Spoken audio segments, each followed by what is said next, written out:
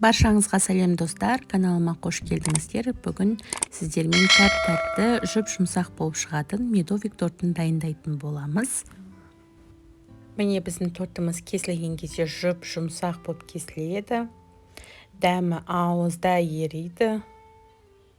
Описание бөліміне жасалу жолын және рецепті толығымен жазып өтемін. Ал олай болса, жасалу жолын видеодан бақылап көрсеңіздер, міндетті түрде жасап көріңіздер деп ұсынамын. Алдымен осылай ыдысымызға қантымызды, жұмыртқамызды, балымызды, сары майымызды, шым-шым тұз және де 1,5 шай қасық содамызды, ас содамызды салып, осылайша араластырып аламыз. Осы уақытта газымызға су құйып ыдысқа қайнатып аламыз. Қайнап тұрған судың үстіне ыдысымызды қойып, кішкене ерітіп алатын боламыз. Сұйықтығымызды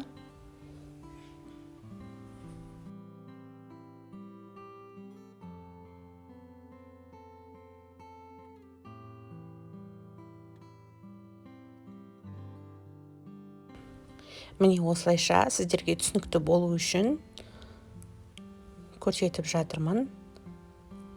Қайнап тұрған судың үстіне қойып ерітіп алдық. Міне осылай ерігенше тұрады. Жайлап ұнымызды аз-аздан салып қамыр илейтін боламыз. Бізге 700 грамм ұн кетеді. Одан сәл көбірек кетуі де мүмкін, 750-800 граммдай. Одан артық салмаймыз. Жұп-жұмсақ қамыр илейтін боламыз осылайша. Мен қолға жабыспас үшін алдымен лопаткамен үйлеп алдым қамырымды.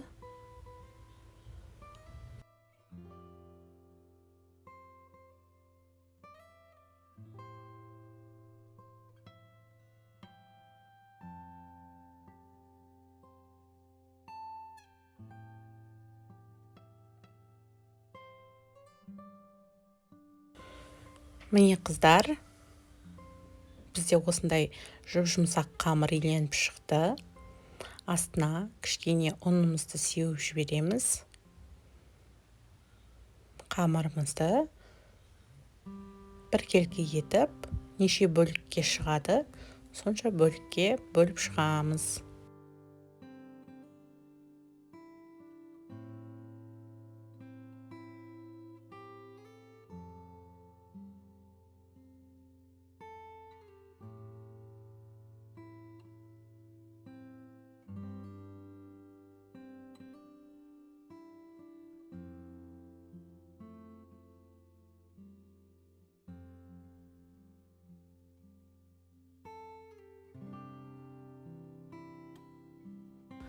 Міне қыздар, осылайша біркелкі бірдей етіп бөліктерге бөліп, жайып шығамыз.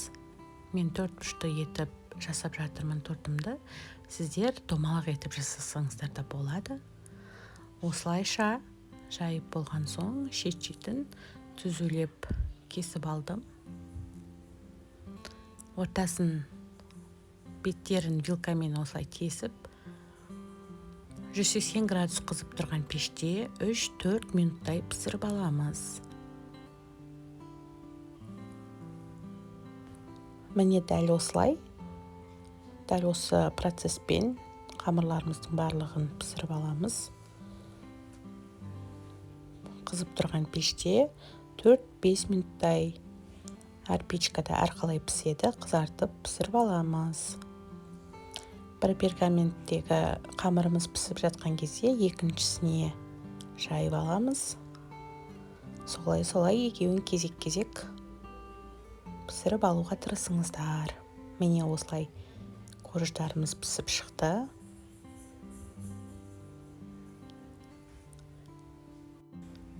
Мен осылай кесіп, барлығын біркелкі етіп туралап дайындап жатырмын. Шетіндегі пісіп шыққан корждарымызды осылай майдалап аламыз.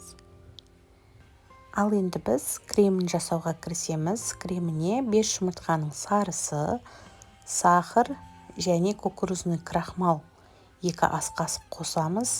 Кішкене сүт құйып, жақсылап араластырып аламыз.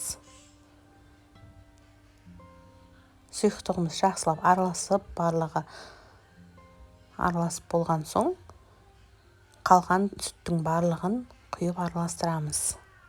Бізге осындай 1 литр сүт керек болады.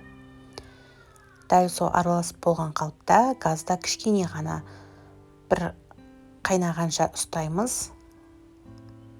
Сосын барып сары майымызды басқа ыдысқа, ванилинімізді салып, миксерлеп араластырамыз. Біздің газдан шыққан креміміз суы керек, толық суыған соң жайлап осылай сары майымызға салып араластырып аламыз. Кішкене тәттірек болсын деп, сахарный пудра қосып жібердім.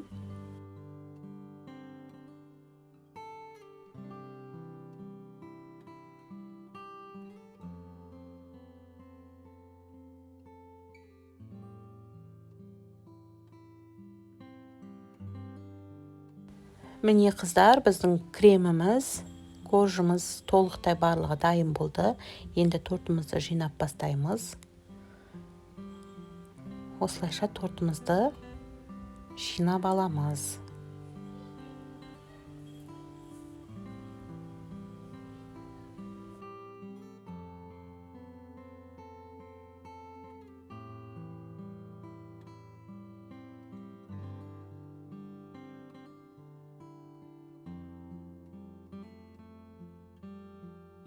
Корждарымыз қатты емес, жұп-жұмсақ болып тұр.